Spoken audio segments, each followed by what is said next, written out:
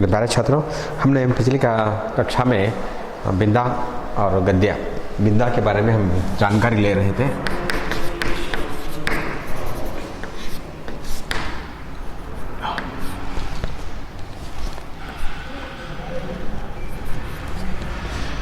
महादेव वर्मा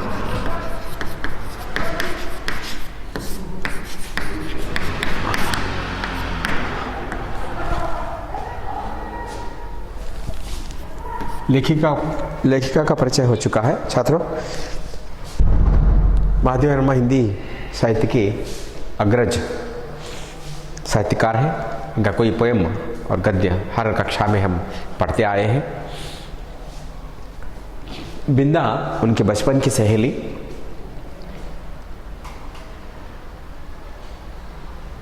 लेखिका जब बचपन में अपनी सहेली पड़ोस के घर में थी तो उन्होंने उसके साथ जो घटना घटी,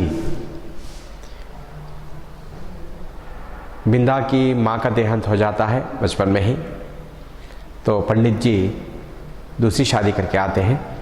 पंडिताइन चाची करके लेखिका उनको बुलाती थी।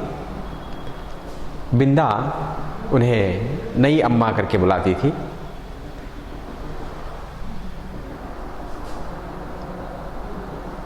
लेखिका उस समय बिंदा के साथ जो जुल्म होता था उसे आंखों देखती थी और ये समझ नहीं पाती थी कि बिंदा की गलती क्या है, किस अपराध के लिए उसे दंड मिलता है।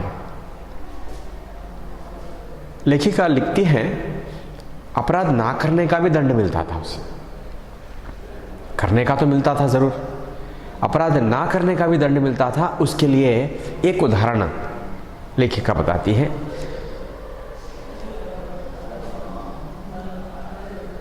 बिंदा पंडिताइन चाची की आवाज से कांप उठती थी। सिर्फ उसकी आवाज सुनकर ही हाथ और पैर कांप जाते थे। इतना रोब था पंडिताइन चाची का। इतनी कठिनाई से उसके साथ बर्ताव किया गया। और ना अपराध ना करने का दंड ये था कि एक बार पंडित जी के थाली में एक लंबा घुंघरूदार बाल, घुंघरू वाला ऐसा होता है, वो बाल मिल जाता है लंबा सा। मिलने के बाद उसका दंड बिंदा को मिला। पंडिताइन चाची समझ बैठी कि इसी का बाल पंडित जी के थाली में आया है। कैंची लेकर उसके लंबे लंबे मुलायम से बाल थे, सारे बाल कैंची से कट कर दिए। बिल्ली के जितने बाल होते हैं उतने उतने बाल बिंदा के सर पर छोड़कर बाकी सारे बाल कट कर दिए। बिंदा लेखिका को बहुत बुरा लगा और लेखिका को रोना भी आ गया कि अपराध ना करने का भी दंड बिंदा को दिया गया। और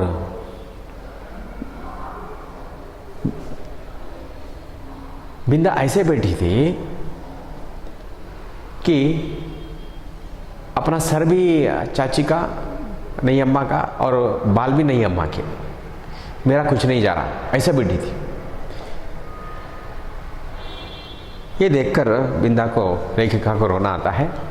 ऐसे बहुत सारे पनिशमेंट बिंदा को दिए जाते थे। धूप में खड़ा कर दिया जाता था, तपती धूप, गर्मी, एक पैर उठाती, एक पैर रखती, एक पैर उठाती, एक रखती। भूत धरती जल रही है, पत्थर जल रहा है, पत्थर के ऊपर खड़े रहना, बहुत देर तक खड़ी नहीं सकती। रात सुबह से शाम तक कंबे से बांध कर रखती थी, खाना नहीं देती थी। ये बहुत जुल्म उसके साथ होता था। ये सच्ची घटना लेखिका बचपन में देखी कि उनका ये लिखने का, बताने का उद्देश्य ये था कि अपने माँ ना होने के बाद, ना होने के लिए इतना सब कुछ सहना पड़ता है। जिनकी माएँ होती हैं वो बच्चों की देखभाल करती हैं, कितनी अच्छी देखभाल करती हैं माएँ हो। माएँ ना हो तो ऐसी हालत होती है। ये बिंदा कहानी में हम देख रहे थे कि आगे बढ़ते हैं कि और क्या क्या बिंदा के साथ होता है।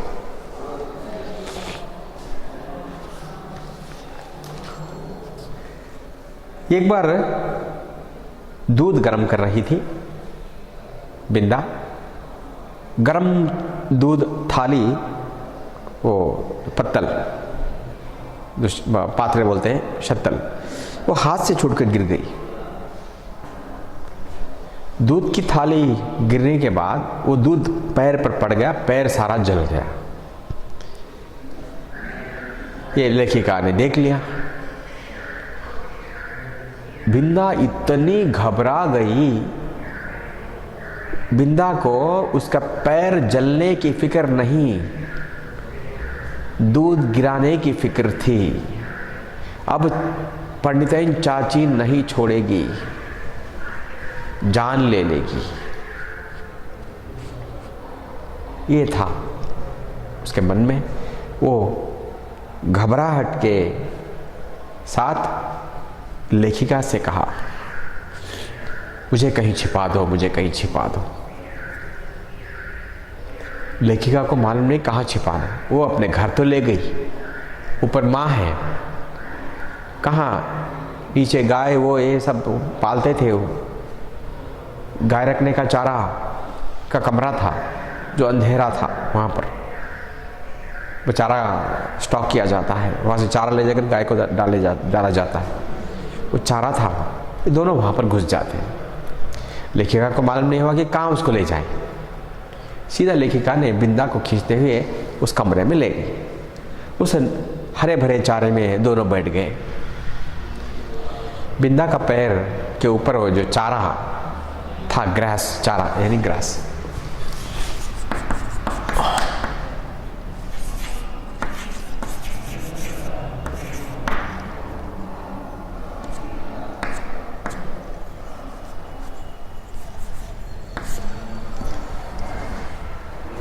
बिंदा को अच्छा महसूस हो रहा है क्योंकि नरम मुलायम चारा उसके गर्म जले हुए पैर पर रखा गया है। उसे उस पर वहां दोनों बैठ गए। आगे देखते हैं छात्रों। मैं तो शायद सो गई थी क्योंकि जब घास निकालने के लिए आया हुआ गोपी इस अभूतपूर्व दृश्य की घोषणा करने के लिए कोलाहल मचाने लगा। दोनों चारे के कमरे में सो गए हैं, चारे के ऊपर सो गए हैं। बिंदा भी लेटी हुई है उधर। लेखिका को नींद आ गई है। लेखिका बच्ची है, सो गई है, ठंडा है, अच्छा लगा, सो गई।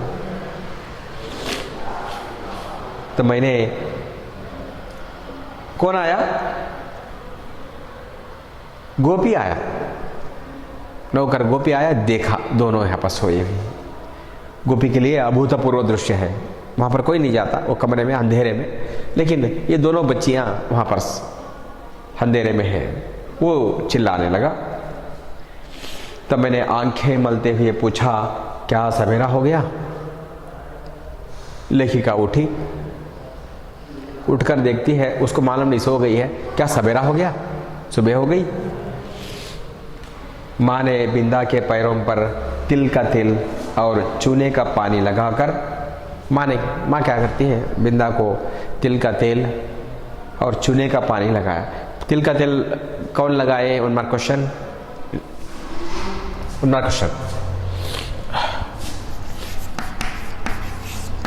लेखिका की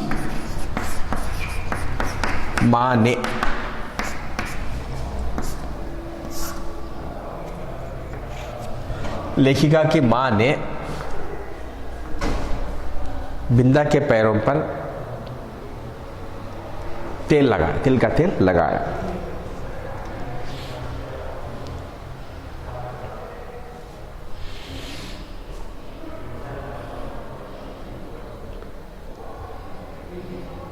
जब अपने विशेष संदेशवाहक के साथ उसे घर भिजवा दिया, संदेशवाहक मैसेंजर, संदेशवाहक यानी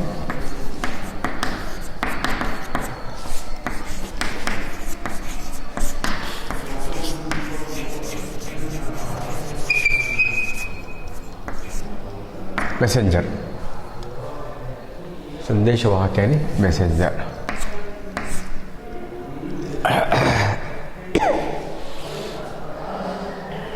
संदेशवाहक यानी मैसेंजर।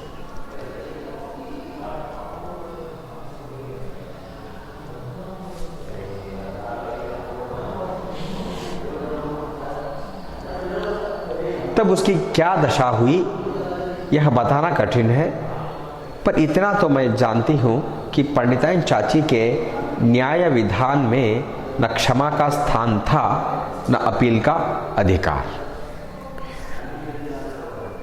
पंडित बिंदा के पैरों पर तिल का तेल लगाया, चूने का पानी लगाया, लेखिका की माँ ने और किसी नौकर के साथ भेज दिया, ले जा बिंदा को छोड़ा है। उसके बाद बिंदा की ये हालत हुई कि लेखिका लिख नहीं सकती, वो नहीं लिखी। उसे जो दंड दिया गया वो लिखना नहीं चाहती थी, इतना कठोर दंड दिया गया। क्षमा न्याय विधान, पंडिताइन चाची का न्यायालय में क्षमा के लिए कोई स्थान नहीं, क्षमा के लिए कोई स्थान नहीं। ना अपील भी कर सकते हैं, अपील करने का अधिकार भी है, ऐसा था। कठोर दंड बिंदा को दिया गया। फिर कुछ दिनों तक मैंने बिंदा को घर आंगन में काम करते नहीं देखा। फिर कुछ दिनों तक बिंदा को घर के आंगन में काम करते नहीं देखा। उसके घर जाने से माँ ने मुझे रोक दिया था। बिंदा कभी बाहर नहीं आई, आंगन का काम करने के लिए नहीं आई, और उसके घर जाने के लिए माँ ने लेखिका को रोक दिया, मत जाना बिंदा के घर करके रोक लगाई गई। लेखिका अपने घर में नहीं, बिंदा के घर नहीं जा सकी, पर वे प्रायः कुछ अंगूर और सेब लेकर वहाँ हो आती थी। लेकिन अंगूर और सेब लेकर वहाँ हो आती थी कौन? लेखिका की माँ। कभी कभी जाती, उसे अंगूर देकर आती, सेब देकर आती बच्ची। बहुत खुशामद करने पर रुखिया ने बताया कि उस घर में महारानी आई हैं। खुशामद, उसे बात जवाब लेने के लिए, जानकारी लेने के लिए उसे मनवाना। खुशामद यानी मनवाना।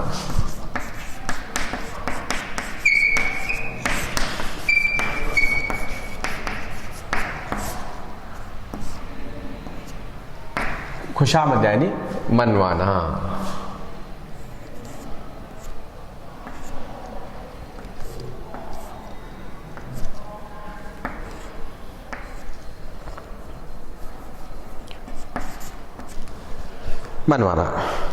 मनवाने के लिए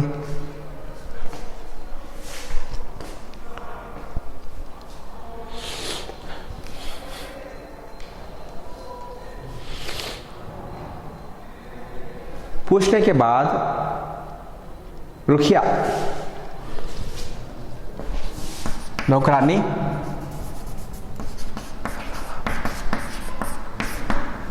बिंदा माधवी वर्मा के घर में नौकरानी का नाम क्या है? रुखिया। 1 मार्क्स का प्रश्न, उसका उत्तर इतना करेक्ट आंसर लिखे तो, स्पेलिंग मिस्टेक के बिना लिखा तो 1 अंक मिलेगा। इसमें अगर स्पेलिंग मिस्टेक हुआ तो 1 मार्क्स जाएगा। रुखिया ने बताया कि बिंदा के घर में महारानी आई हुई है।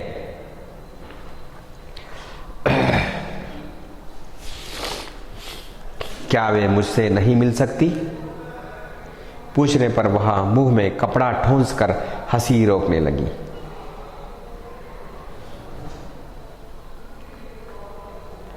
रुखिया ने बताया महारानी आई है, क्या वो मुझसे नहीं मिल सकती करके लेखिका ने पूछा रुखिया से। जब मेरे मन का कोई समाधान ना हो सका तब मैं एक दिन दोपहर को सबकी आंख बचाकर बिंदा के घर पहुंची। लेखिका को समाधान नहीं हुआ। महारानी आई हुई है, मुझसे नहीं मिल सकती, क्या है। लेखिका ने सोचा चलो आंख बचाकर उसके घर जाती हूं, मैं देख कर आती हूं क्या हालत है, बिंदा मुझसे क्यों नहीं मिल रही। छिपकर लेखिका बिंदा के घर गई, बिंदा को देखने के लिए। नीचे के सुनसान खंड में बिंदा अकेली एक खाट पर पड़ी थी। नीचे का कमरा सेलर टाइप होता है, वो वहां पर बिंदा को एक कॉट पर सुलाया गया है, चारपाई पर सुलाया गया है, अकेली सोई है, वहां पर कोई नहीं। सुनसान यानी कोई नहीं, सुनसान मतलब कोई नहीं हो।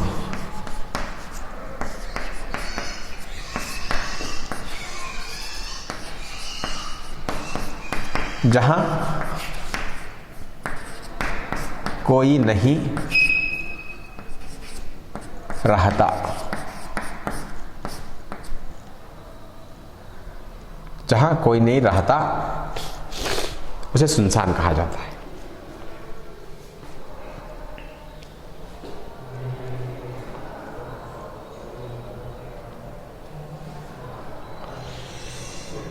वहां पर बिंदा सोई हुई है, अकेली पड़ी हुई है, आंखें गड्ढे में धंस गई थी। बिंदा को देखा दूर से ही, उसकी आंखें गड्ढे से धंस गई हैं, अंदर छिप गई हैं। मुख दानों से भर कर न जाने कैसा हो गया था। चेहरे पर दाने दाने दाने दाने, फुल दाने। वो अम्मा आई है करके बोलते हैं, देखो अम्मा बंदी दाले बोलते हैं। चिकन पॉक्स, स्मॉल पॉक्स बोलते हैं उसको, स्मॉल पॉक्स बोलते हैं। दाने दाने दाने चेहरे पर, शरीर पर हो गए हैं बिंदा को।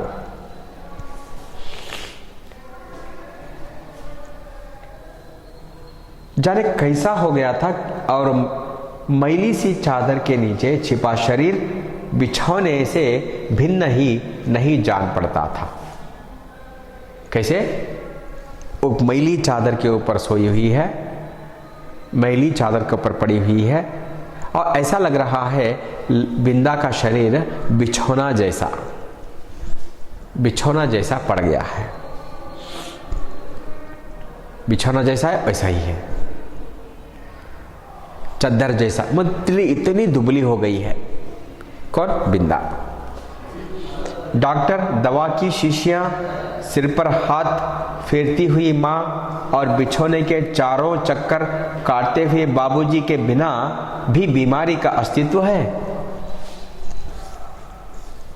लेखिका पहली बार जान लिया कि बीमारी ऐसी होती है। लेखिका को मालूम था कब कोई बीमार पड़ता है तो डॉक्टर साहब आते हैं, वहाँ पर दवाई की शीशियाँ लगती हैं, माँ बैठी रहती है, बाबूजी काम पर छुट्टी डाल के घर पर रहते हैं।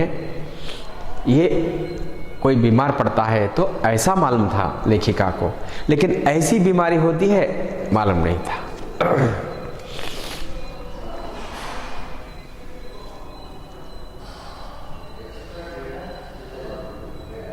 यह मैं नहीं जानती थी, इसी से उस अकेली बिंदा के पास खड़ी होकर मैं चकित सी चारों ओर देखती रह गई। लेखिका आश्चर्यचकित होकर देख रही है, चारों ओर देख रही है, कोई नहीं। बिंदा ने ही कुछ संकेत और कुछ अस्पष्ट शब्दों में बताया कि नई अम्मा मोहन के साथ ऊपर के खंड में रहती हैं, शायद चचक के डर से। अस्पष्ट शब्दों में संकेत करके बिंदा दूर से बताई लेखिका, मुझे चेहरे पर चचक हो गया है, स्मॉल पॉक्स हो गया है।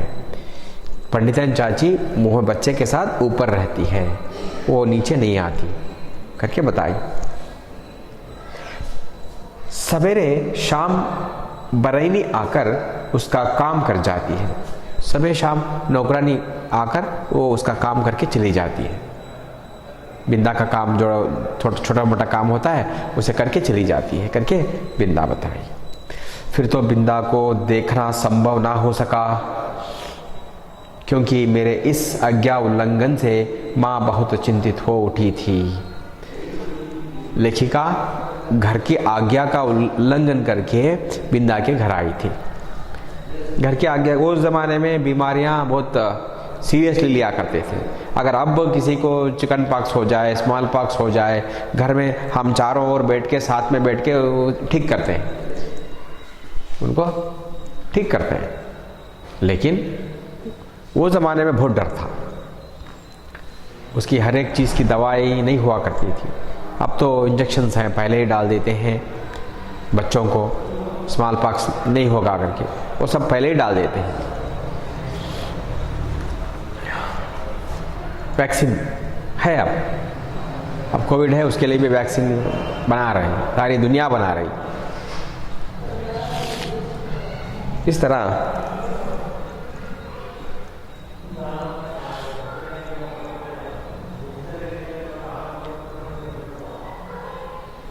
लेखिका माँ की आज्ञा का उल्लंघन करके, माँ की बात टाल के वो बोले थे कि मत जाना, बिंदा के घर मत जाना बोले थे, ये छिपकर चली गई देखने के लिए। इसके बाद अब जाकर आ गई है, देख कर आ गई है, अब घर वालों को डर लगा, अब कहीं इसे बच्ची को लग गया तो करके ये लोग स्ट्रिक्टली उसे घर से बाहर छोड़ना निर्बंध कर दिया। जाते जाते वे मुझे बाहर ना निकलने का आदेश देना नहीं भूली थी। एक दिन सवेरे ही रुखिया ने उनसे न जाने क्या कहा कि वे रामायण बंद कर बार बार आंखें पोंछती हुई बिंदा के घर चल दी। कौन? लेखिका की माँ। एक दिन क्या हुआ, रामायण पढ़ रही थी। कौन? लेखिका की माँ। तो रुखिया ने आके कुछ कान में बताया, तब रामायण बंद करके आंखें पोंछती हुई बिंदा के घर चली गई लेखिका की माँ। जाते जाते वे मुझे बाहर ना निकलने का आदेश देना नहीं भूली थी। बिंदा को घर लेखिका की माँ गई और लेखिका की माँ लेखिका को बताई, घर से बाहर मत निकलना। घर से बाहर निकली तो करके बोलकर गई। इसी से इधर उधर से झांक कर देखना आवश्यक हो गया। लेकिन लेखिका को क्यूरियोसिटी है, जिज्ञासा है, इधर से उधर से झांक रही थी, खिड़की से झांक रही थी, कहाँ से क्या हुआ कुछ करके कोशिश कर रही थी।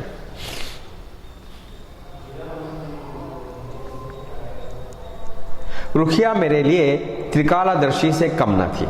रुखिया कौन? त्रिकालदर्शी से कम न थी रुखिया। 1 मार्क्स का प्रश्न लिखा तो 1 अंक मिलेगा। परंतु वह विशेष अनुनय विनय के बिना कुछ बताती ही नहीं थी। उसे पालसी मारना पड़ता रुखैया को, ऐसे नहीं बताती हो। उसे रिक्वेस्ट करना, उसे झुकना उसके सामने, बहुत विनयपूर्वक उसे पूछना, तभी वो बताती, उससे पहले नहीं बताती वो। ऐसी थी। कौन? रुखिया।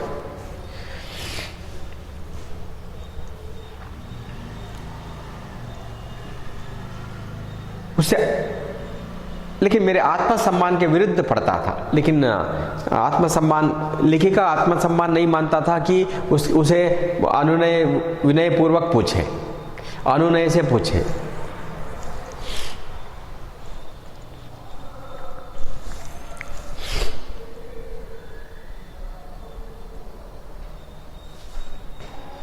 अतः खिड़की से झांककर मैं बिंदा के दरवाजे पर जमा हुए आदमियों के अतिरिक्त और कुछ ना देख सकी।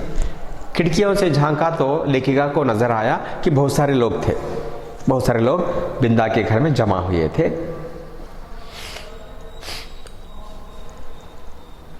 और इस प्रकार की भीड़ से विवाह और बारात का जो संबंध है, और इस प्रकार की भीड़ से विवाह और बारात का संबंध है। तो भीड़ कब जमा होती है? विवाह के समय जमा होती है, बारात आती है तो जमा होती है। ये मालूम था लेखिका को, क्योंकि शादियों में जाते थे बच्चे, देखते थे, जानते थे कि देखो शादियां हो रही है तो लोग जमा हुए हैं। उसे मैं जानती थी। तब क्या उस घर में विवाह हो रहा है, और हो रहा है तो किसका? लेखिका सोच रही है, बिंदा के घर में किसका विवाह हो रहा है, किसका विवाह हो रहा है। आदि प्रश्न मेरी बुद्धि की परीक्षा लेने लगी। पंडित जी का विवाह तो तब होगा जब दूसरी पंडिताइन चाची भी मरकर तारा बन जाएंगी। पंडित जी की तो शादी तो नहीं हो सकती, क्योंकि पंडिताइन चाची जीवित है। पंडिताइन चाची मरकर तारा बन जाएगी, तब पंडित जी दूसरी शादी करेंगे।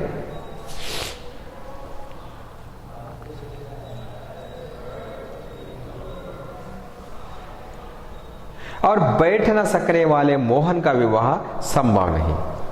अब मोहन बच्चा है, 2 साल का बच्चा। 1 मार्क क्वेश्चन। 2 साल का बच्चा, उसका नाम क्या है? मोहन।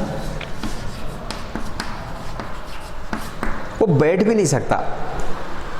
अरे भाई, वो बैठ नहीं सकता, कैसे शादी कर सकता करके लेखिका सोची। यही सोच विचार कर मैं इस परिणाम तक पहुंची कि बिंदा का विवाह हो रहा है और उसने मुझे बुलाया तक नहीं। लेखिका ने सोच लिया बिंदा की शादी हो रही है और मुझे बुलाई तक नहीं।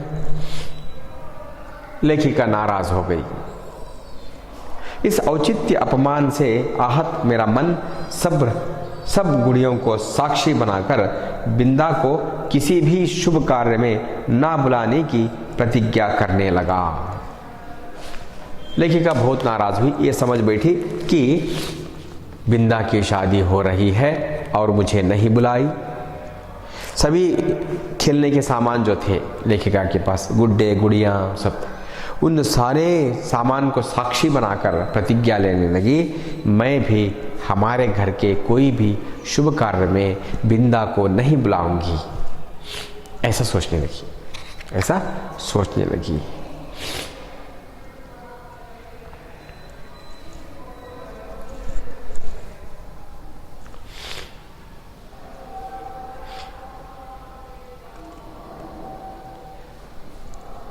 ऐसी प्रतिज्ञा लेखिका ने कर लिया। कई दिन तक बिंदा के घर झांक कर जब मैंने माँ से उसके ससुराल से लौटने के संबंध में प्रश्न किया, कई दिन हो गए। लेखिका यह समझ बैठी कि बिंदा की शादी होकर बिंदा चली गई, अब तक नहीं आई। घर में सबसे पूछती थी कि बिंदा अपने ससुराल से कब लौटेगी, बिंदा ससुराल से कब लौटेगी, कब आएगी वो करके पूछती थी। तब पता चला कि वह तो अपनी आकाशवासिनी अम्मा के पास चली गई। बिंदा की मृत्यु हो चुकी है। लोग जमा हुए थे तो बिंदा को दफनाने के लिए। वो मरकर तारा बन गई है, उसके माँ के पास चली गई है। ये बहुत दुखद की घटना थी। वो बच्ची के साथ ऐसा हुआ था। उस दिन से मैं प्रायः चमकीले तारे के आसपास फैले छोटे तारों में बिंदा को ढूंढती रहती, पर इतनी दूर से पहचानना क्या संभव था। लेखिका रात को आसमान देखती, तारों को देखती और उसमें छोटा चमकीला तारा को ढूंढती और देखना चाहती थी कि बिंदा, उसमें कौन सा तारा बिंदा बन गई है। तो क्या पहचानना आसान था? तारे में बिंदा को देखना आसान था? नहीं। कि लेखिका का मन ऐसा था। तब से कितना समय बीत चुका है, पर बिंदा और उसकी नई अम्मा की कहानी शेष नहीं हुई। तब से अब तक कितने साल बीत गए हैं, ना बिंदा की कहानी और उसकी माँ की कहानी क्या ख़त्म हो गई? दुनिया में कितने बच्चों की माएँ बच्चों को छोड़कर चल बसती हैं। उनके साथ दूसरी अम्मा का प्रवेश होता है तो उनके साथ, उन बच्चों के साथ उस दूसरी अम्मा का व्यवहार, पंडितन चाची का जैसा व्यवहार उन बच्चों के साथ हो रहा हो, क्या कम हुआ है? कभी हो सकेगी या नहीं, इसे कौन बता सकता? ये कब ख़त्म होगा, कोई नहीं बता सकता। सौतेली माँ अब उनके बच्चों के साथ, पति के पहली पत्नी के बच्चों के साथ का व्यवहार कब ख़त्म होगा, इसके लिए कोई अंत है? शायद नहीं, कहकर लेखिका बिंदा कहानी गद्य छात्रों में बता रहा था कि बिंदा के साथ क्या हुआ। और बिंदा को देख उनके घर जाकर वो देख कर आई, लेखिका देख कर आई, उसकी हालत देखकर उसे स्मॉल पॉक्स हुआ था। वो सुनसान कमरे में बिंदा अकेली सोई हुई है और वो बिछौने जैसी बन गई है, इतनी दुबली पतली हो गई है, आंखें में गड्ढे पड़ गए हैं, अंदर जा चुकी हैं आंखें, सारे चेहरे पर उसके शरीर पर दाने दाने जैसे हो गए हैं। वो स्मॉल पॉक्स बीमारी थी, उस ज़माने में थी, बच्चों को आती थी, एक बार ऐसा हो गया था। माँ कभी कभी, लेखिका की माँ कभी कभी सेब और अंगूर लेकर जाती थी, देकर आती थी उनके घर में। और उसके बाद लेखिका जब देखकर आने के बाद इनके घर में लेखिका को बाहर छोड़ना मुश्किल हो गया। ये बिना बताए चली जा रही है, मना किया है फिर भी जा रही है कहकर लेखिका को घर में ही रखा गया। उसके बाद एक रुखैया ने आके कुछ कान में बताई। लेखिका की माँ रामायण पढ़ रही थी, किताब बंद करके आंखें पोंछती हुई चली गई। लेखिका को बताकर गई, देखो घर के बाहर मत निकलना। अब लेखिका को जिज्ञासा थी, क्यूरियोसिटी था कि क्या हो रहा है बिंदा के घर में, मुझे क्यों नहीं बाहर निकाल रहे, नहीं देखने दे रहे। इसलिए वो खिड़की से वहाँ से यहाँ से झांकने की कोशिश की, समझने की कोशिश की कि बिंदा के घर क्या हो रहा है। तो कोशिश करने के बाद मालूम हुआ कि बिंदा के घर लोग जमा हैं। इतने सारे लोग क्यों जमा हैं? विवाह हो रहा है। किसका विवाह हो रहा है? पंडित जी का विवाह। पंडितान चाची मर जाएगी, मरकर तारा बनेगी, तब पंडित जी शादी करेंगे। अब ऐसी हालत तो नहीं है। मोहन की शादी होगी। मोहन अभी बैठ भी नहीं सकता, वो कैसे शादी कर सकता है? ये बात। बची कौन? बिंदा। बिंदा की शादी हो रही, चाची की तो शादी हो चुकी है, पंडित जी है।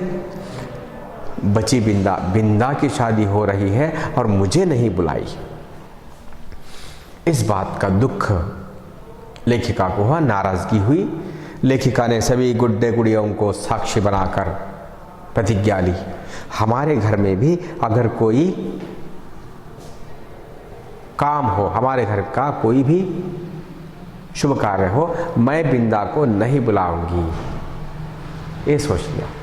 और कई दिन हो गए, लेखिका समझ रही थी कि बिंदा की शादी हो गई और माँ से पूछने लगी, माँ बिंदा ससुराल से कब लौटेगी, कब लौटेगी? किसी ने नहीं बताया। इसके बाद लेखिका को मालूम हो गया कि वो शादी करके ससुराल नहीं गई, उसकी मृत्यु हो गई थी। वो मरकर उसके माँ के पास चली गई है, तारा बन गई है। लेखिका आसमान देखकर ढूंढने लगी कि वो कहीं छोटा तारा कहीं दिखाई दिया तो वो बिंदा ही होगी कहकर आसमान में छोटे तारे को ढूंढने लगी। क्या उसे पहचानना आसान था? मुमकिन था? नहीं। लेखिका अंत में लिखती है, क्या तब से लेकर अब तक बिंदाएं हैं, पंडितन चाची जैसे लोग हैं? क्या ये जुल्म अंत हुआ? क्या ये माएँ अपने छोटे बच्चों को छोड़कर गुजर जाती हैं, मृत्यु हो जाती है, छोड़कर चली जाती हैं, मर जाती हैं, तो उनके साथ नई अम्मा का प्रवेश, उनके साथ उनका बर्ताव, ये कब अंत होगा? शायद ही अंत नहीं होगा कहकर गद्य खत्म करती है। छात्रों, ये था गद्य बिंदा का सत्य घटना से आधारित चित्रण आपके सामने रखा गया। महादेव वर्मा ने सारी बातें बताई, इसलिए पंडितन चाची सौतेली माँ ही जुल्म करेगी, दूसरे नहीं करेंगे, ऐसा नहीं है। सौतेली माँ हो, बच्चे कोई भी हो, हमें किसी पर भी जुल्म नहीं करना चाहिए, हमें जुल्म नहीं करना चाहिए। ये था। बिंदा का। इस पर से आधारित हम कुछ 1 मार्क क्वेश्चन आंसर्स को लिखने की कोशिश, समझने की कोशिश करेंगे। महादेवी वर्मा की बाल्य सखी का नाम क्या है? फर्स्ट नंबर बिंदा। दूसरा प्रश्न का उत्तर, महादेवी वर्मा को किसका अनुभव बहुत संक्षिप्त था? संसार का, दुनिया का अनुभव संक्षिप्त था, कम था। पंडिताइन चाची के अलंकार उन्हें किसकी समानता याद दिलाते थे?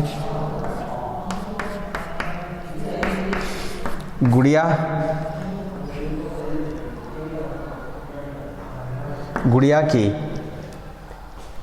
अलंकार की समानता से याद दिलाते थे। बिंदा का काम लेखिका को किसके तमाशे जैसा लगता था?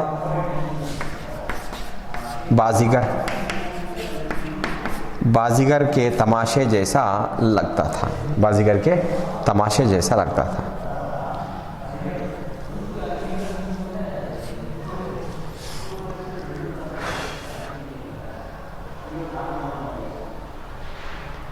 बिंदा की आंखें लेखिका को किसकी याद दिलाती थी?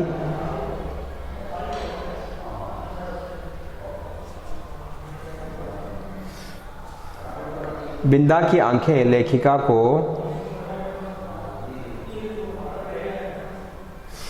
किसकी याद दिलाती थी? पिंजड़े में बंद चिड़िया की याद दिलाती थी। पिंजड़े में बंद चिड़िया की याद दिलाती थी।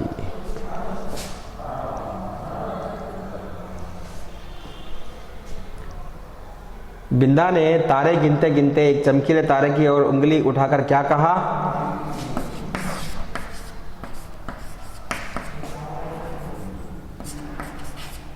वह रही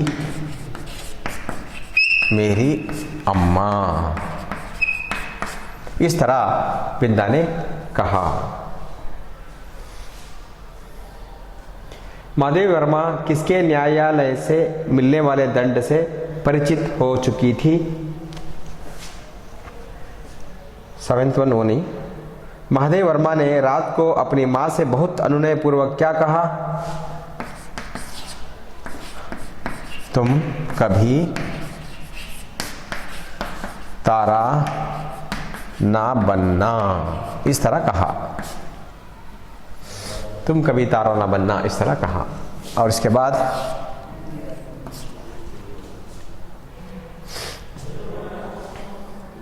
आठवां प्रश्न, महादेवी वर्मा किसके न्यायालय से मिलने वाले दंड से परिचित हो चुकी थी?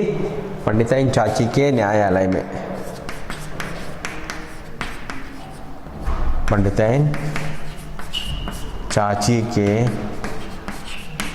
न्यायालय में मिलने वाले दंड से परिचित हो चुकी थी। न्यायालय में मिलने वाले दंड से परिचित हो चुकी थी। 9वां, महादेवी वर्मा को किसकी पत्तियां चुभ रही थी? घास की पत्तियां चुभ रही थी। 10वां प्रश्न, किसने बिंदा के पैरों पर तिल का तेल लगाया?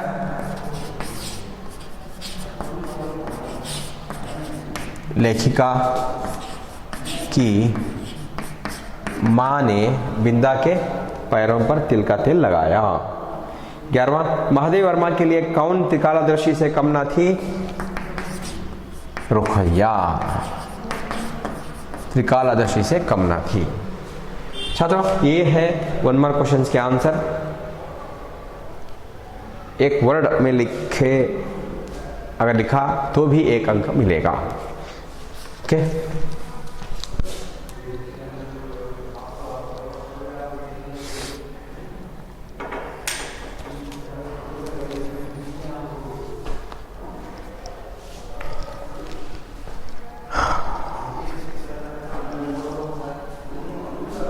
अब इसके बाद 3 अंक वाले प्रश्न, महादेवी वर्मा को बिंदा की याद क्यों आ गई? महादेवी वर्मा के पाठशाला में दाखिले के लिए एक बच्ची को लेकर आया गया था। एक अध्यापक, एक पिता ने अपनी बच्ची को लेकर आया था एडमिशन के लिए। वो दुबली पतली सी बच्ची, फॉर्म में भरा था, 14 साल करके भरा गया था। तो लेखिका ने उस भरे हुए फॉर्म को वापस लौटाते हुए कहा कि आयु कम भरी गई है, आयु ज़्यादा भरी गई है, ठीक से भराओ। बच्ची तो 9 साल की दिखती है, आप 14 साल लिखे हो, ठीक से आयु भरो, नहीं तो आगे चलकर मुश्किल हो जाएगा। तब वो व्यक्ति ने कहा, उस बच्ची के पिता ने लेखिका से कहा, नहीं ये तो पिछले आषाढ़ में 14 की हो चुकी है। लेखिका पूछने लगी कि इसकी माँ, इसलिए पूछी कि माँ अगर घर में हो तो बच्ची फलेगी फूलेगी, स्वस्थ रूप से बढ़ेगी, बड़ी हो जाएगी। लेकिन ये इस तरह नहीं है, इस तरह बड़ी नहीं हो रही है।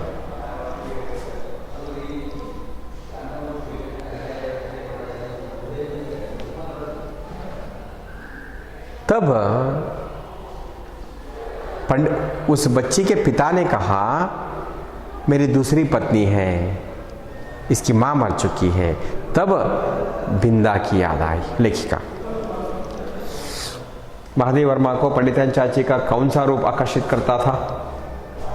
पंडिताइन चाची का रूप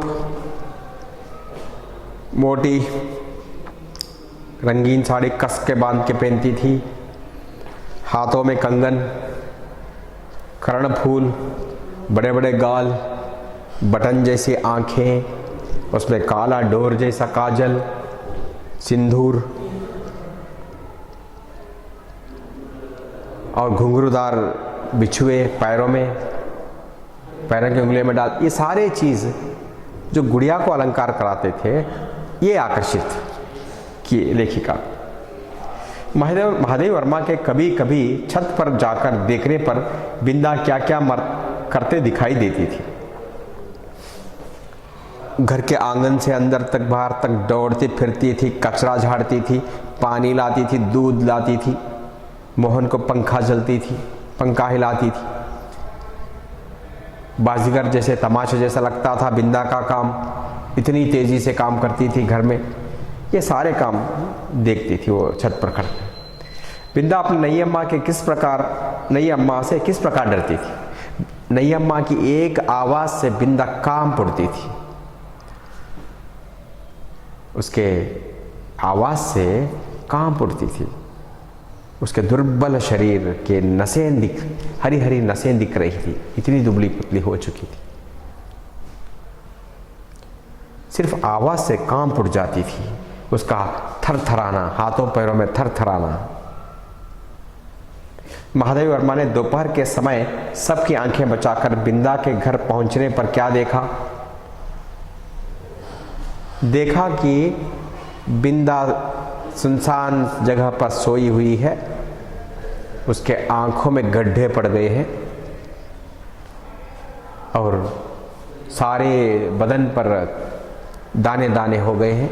स्मॉल पॉक्स कहते हैं हम उसको, उसे स्मॉल पॉक्स हो गया है।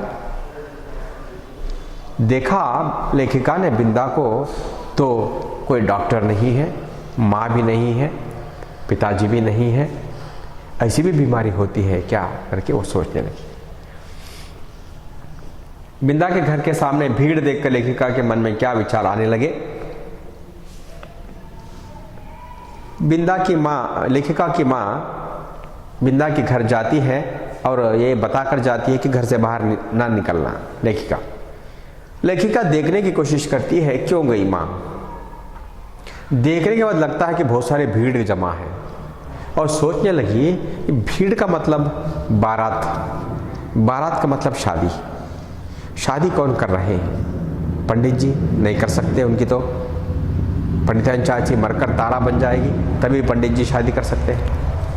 मोहन 2 साल का है, वो शादी नहीं कर सकता, बैठ भी नहीं सकता, शादी क्या करेगा? पंडिताचार्य जी की शादी हो चुकी है, वो भी शादी नहीं कर सकती। कौन बची? बिंदा। बिंदा शादी हो रही है, मुझे नहीं बताई, मैं भी उसे अपने घर के शुभ कार्य में नहीं बुलाऊंगी, कहकर बिंदा बच्ची थी। इस तरह लेखिका सोचा। ये था 3 अंक वाले प्रश्नों के उत्तर। छात्रों, यहाँ पर हम खत्म करते हैं। इसका व्याकरणांश हम अगली कक्षा में करेंगे। धन्यवाद।